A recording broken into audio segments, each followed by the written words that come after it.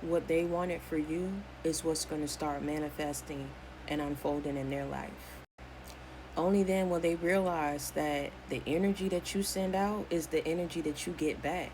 Nothing of what you did and what you made happen up in somebody else's life, none of that was free. That shit wasn't up. They sat back, they participated in your demise and your destruction and your ruin. They wanted you to be discredited. They wanted people to refute and look at you in a certain light that was not your own. They wanted people to look at you in the light that they perceived you to be in, the image that they had created for you. And you disturbed people as soon as you started stepping outside of that mold, wanting more and making more happen for yourself. That's some kind of demonic person that could stand back and not want you to receive the blessings that God had ordained for you to receive in your life. But that's what you were surrounded around. You were surrounded around people who were surveillancing and monitoring your life, not telling you. You were around people that wanted to use the most inopportune times of your life to spread gossip and rumors about what you were going through, and they knew what was happening to you. There are a lot of people who may not have known the spiritual battles that you were fighting, but they're going to find out, because a lot of people that sat up there and talk that smack about you and what you're going to be going through and try to discredit you and ruin you and laugh at you and mock you for no good reason, they about to be going through worse. Only then will they understand and realize that what you send out, you will get back in some type of shape, way, form, or fashion. I don't care if it don't get you right then and there. Because people, best believe and rest assured, you may not want to hear it, but I'm finna rip the band-aid off. They made it happen up in your life. And while they were living well, eating their fatted calves, sitting back and enjoying their sleep, knew that you were struggling, knew the opposing forces that were working against you. And they looked and took that time to look down on you and say, I'm better than. I would never go through that. That could never be me. Nah, see, that God that they be talking about, shouldn't that God make them be rich? Shouldn't that God give them a job while they struggling? While they going through affliction? They gonna understand that it was God that kept you. See, it doesn't matter what you have to your name and what you lost and what people may happen up in your life. You didn't lose anything that was not going to be given back to you tenfold and bigger and greater on a greater platform and level.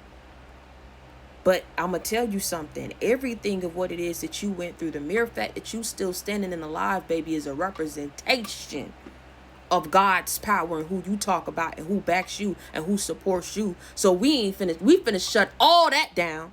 I ain't trying to hear none of that. God is who kept you.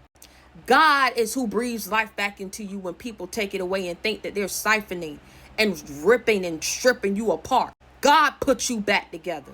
God is taking you to the next level of your life.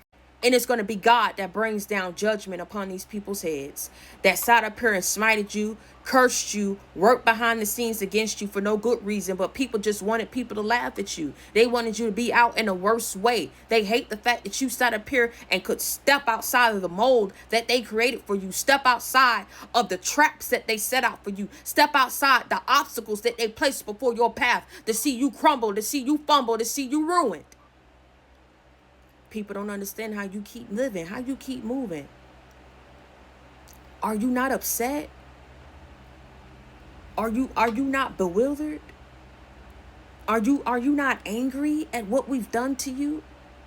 Baby, you already know. You already know what this is. Ain't no reason for you to be upset. Whatever it is that people want, hey, get it.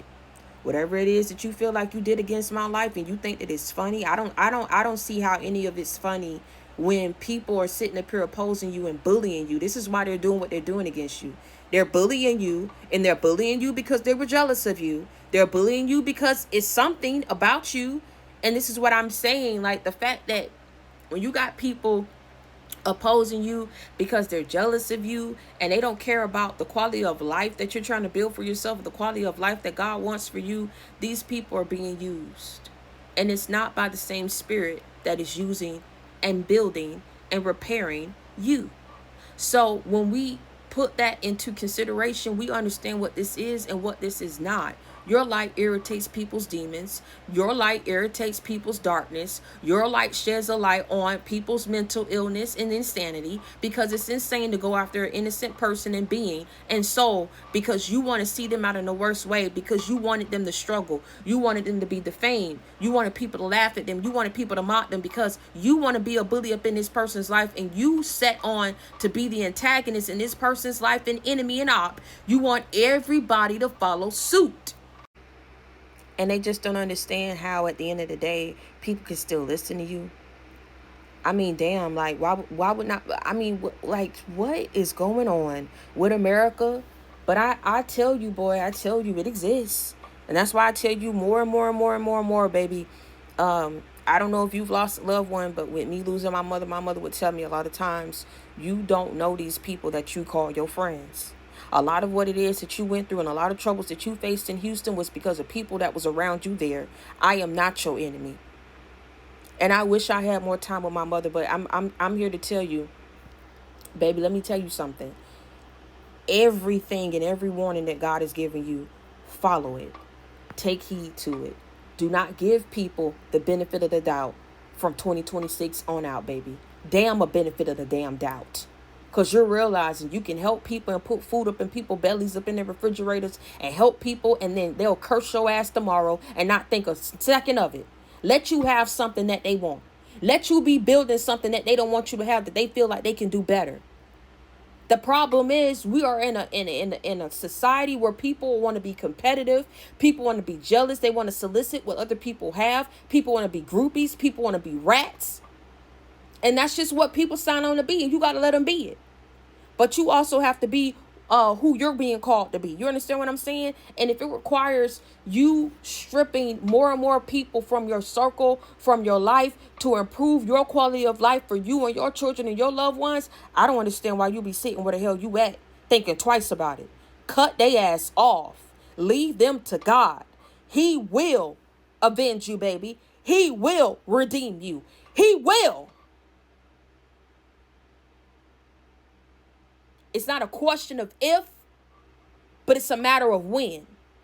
And see, nobody knows that answer. Anybody that sits up here and try to play God, think that they're bigger than the program, nobody knows that answer, because God moves on his time. And he will move when the timing is right. They thought it was funny. They thought it was a game. They thought you was a joke. Everything that happened up in your life, it was a targeted attack. Believe that.